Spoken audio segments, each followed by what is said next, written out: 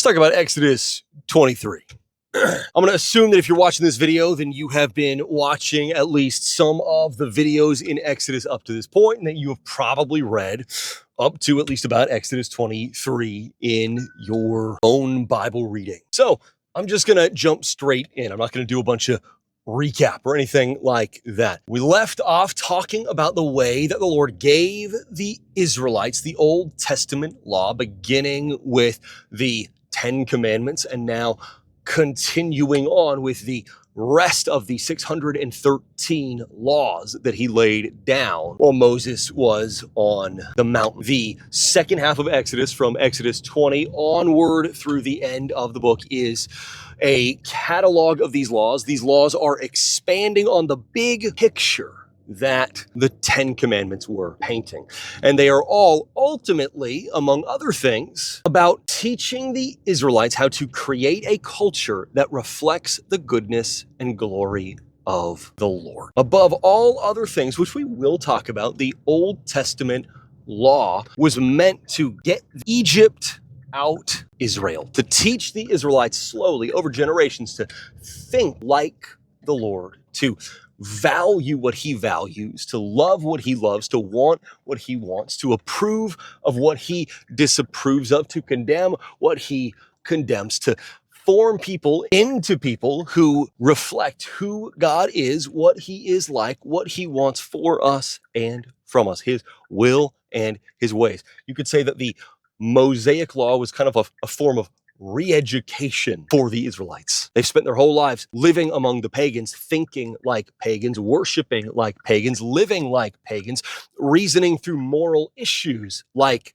pagans. But now the Lord is going to teach them how to think, live, act, love like him in a way that they are capable of understanding as ancient Near Eastern people. And beginning in Exodus 23, we are picking right back up in that process. The Lord says, essentially, the Israelites must create a culture with a just legal system. It says, beginning in verse 1, and this kind of stretches through verse 9, he says, "You shall not pervert the justice that is due to the poor in his lawsuit." He says, "You shall not take bribe." I skipped around just a little bit, but these are all kind of pointing at the same big picture thing.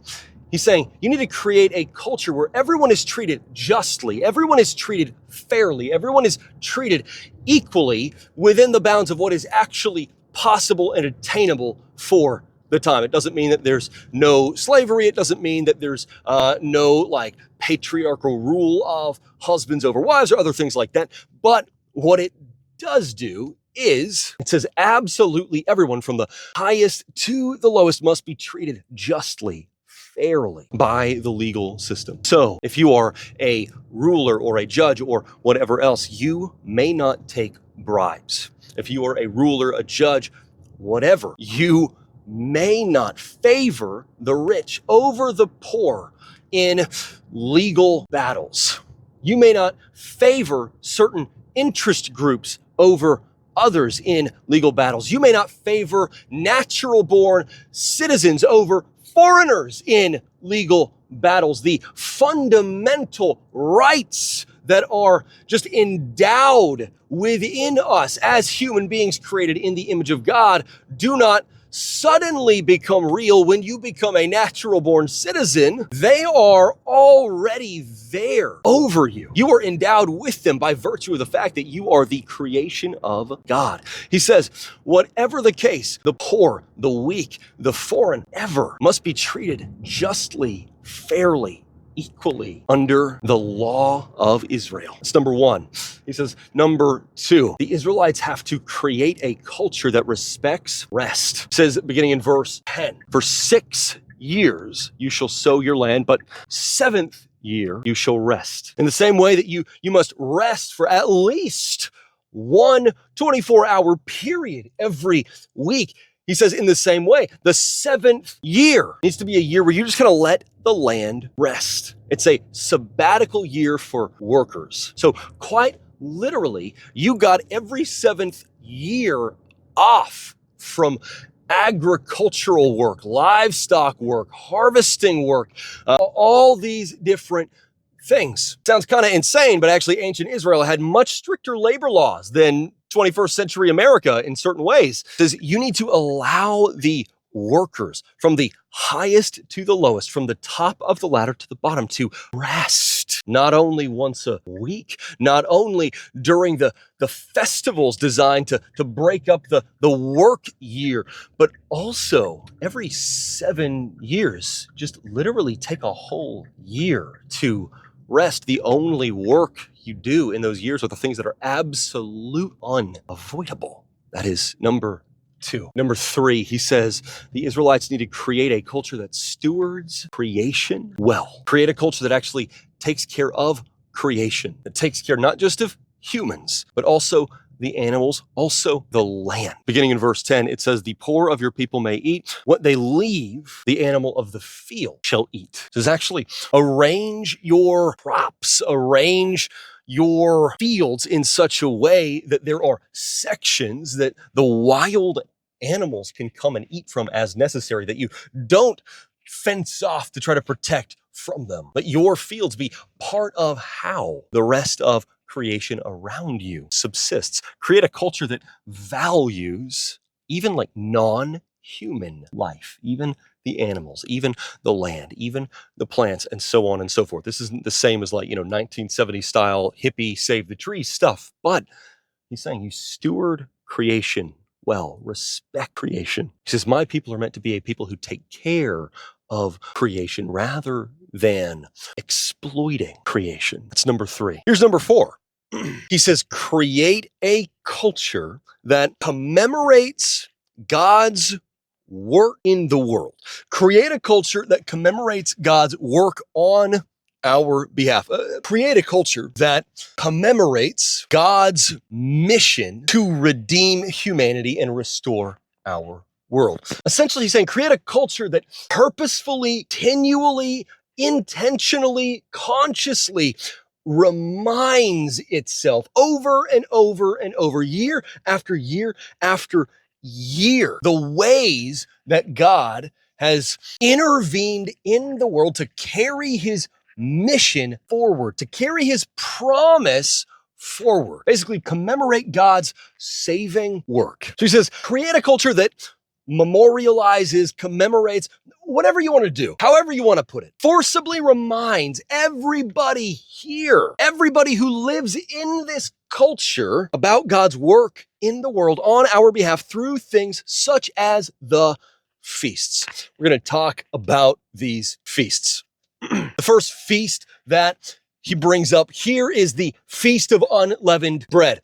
Verse 15 says, you shall observe the Feast of the Unleavened Bread. The Feast of the Unleavened Bread celebrated the Exodus. So every year you would do the Feast of Unleavened Bread, and you would celebrate the way that the Lord rescued the Israelites from slavery to the world that he came into a situation you had no power to get yourself out of, and he set you free, made you his people, poured out his blessing on you. So every single year when you participate in the Feast of Unleavened Bread, because it was mandatory, it was not optional, you had to stop everything, stop what you were doing, stop your work, stop your harvesting, stop all of it. And you had to remind yourself, once upon a time, I and my ancestors were slaves to the false god king Pharaoh in the false god nation Egypt. We were crushed under the wickedness, injustice, and idolatry of this conquering empire. And yet the Lord rescued us by his power with the strength of his mighty hand in a way that we could not rescue ourselves. He made us free. He made us his people. He made us his covenant people and his children and his kingdom citizens. Every single year, you're going to be reminded of that. Literally, the calendar is built to remind you of who God is and what he has done, and therefore who you are. Same thing is true for the Feast of Harvest. Verse 16, he says, you shall observe the feast harvest, the first fruits of your labor. The Feast of Harvest celebrated the coming of the law. And so every single year, you are forcibly reminded, because it was mandatory, it wasn't optional. You had to stop your work, stop everything you were doing, and you had to actively join the rest of the Israelites celebrating the coming of the Old Testament law, celebrating the way that the Lord has given you this law to teach you who he is, what he is like, what he wants for you and from you, to teach you his will and his ways. So every single year, you are forcibly going to be reminded again and again and again, year in and year out. We have a God who has revealed himself to us. We have a God who has shown us who he is. We have a God who is guiding us. We have a God who has shown us what is right, who has shown us what is wrong, who has shown us what is wise, who has shown us what is foolish. We have a God that we can trust to show us the truth and to make us holy like he is holy. That's number two. In the same way, number three is the Feast of Ingathering. Also, verse 16, it says, you shall observe the Feast of Ingathering at the end of the year. Now, historically speaking, the Feast of Ingathering celebrated the wilderness wandering years. So every single year, it's mandatory, not optional. You have to stop absolutely everything, join the rest of the Israelites to celebrate. We spent all these years wandering through the wilderness. Our ancestors refused to go into the promised land. Our ancestors rejected the voice of the Lord. Our ancestors repeatedly rebelled against him. And as a result, for 40 years, we were wandering through the wilderness when we could have been enjoying the rest that is the promised land. The result of obedience is that we experience the blessing the Lord wants to give us so much more simply, so much more quickly, so much more straightforwardly, so much more easily, that when we listen to the voice of the Lord, it brings good things because his voice is trustworthy. When we rebel against the voice of the Lord, it brings bad things because we are rebelling against the wisdom that brings those good things. We're rebelling against the guidance that brings those good things. We're rebelling against the gift giver, which means we're rebelling against the gifts. That's number three. Number four is the pilgrimage, you could say. It says you must make a pilgrimage to the tabernacle or the temple at all of the feasts. For each of these feasts, you have to leave your village, leave your farm, leave your land, leave your hometown, and you have to make your way to the tabernacle or the temple, wherever it is located at any given time. It says in verse 17, 3 times in the year your males shall all appear before the Lord Yahweh. And that doesn't mean the men would leave and they would go and then they would come back while the women hold down the fort. The men, just kind of by definition, you would take your household with you. You would take your wife, you would take your kids, you would take your servants, if you had concubines, you would take your concubines, you would take your whole household. And so this really means everybody. So essentially every single Israelite has to make a long, arduous, difficult, taxing journey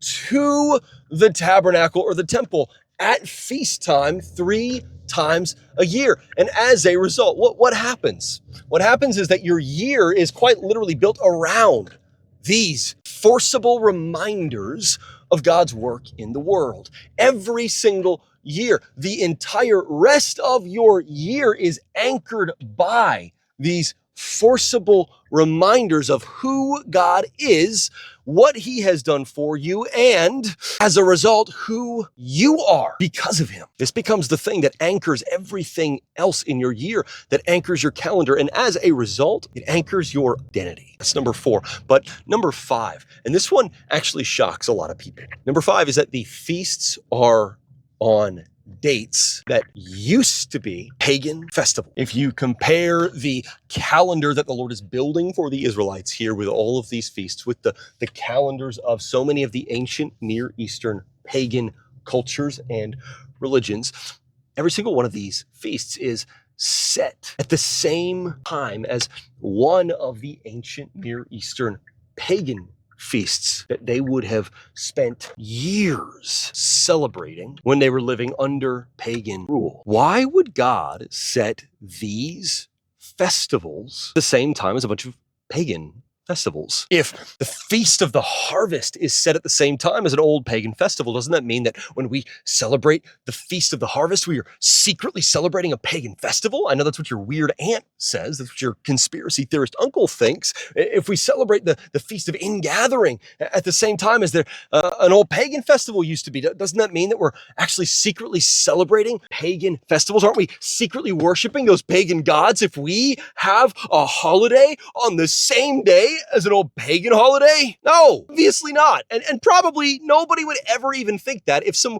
weird pastors hadn't said that a long time ago and then just kept repeating it over and over and over. I don't know where we got the idea that somehow setting a Christian holiday on what used to be a pagan holiday is bad. I mean, we've talked a lot about how Halloween is actually not, it's actually not a Christianized version of a pagan holiday. Christmas is actually not a Christianized version of a pagan holiday. Easter is actually not a Christianized version of a pagan holiday. But if they were, who cares? It wouldn't matter. God actively does the same thing in the Old Testament law.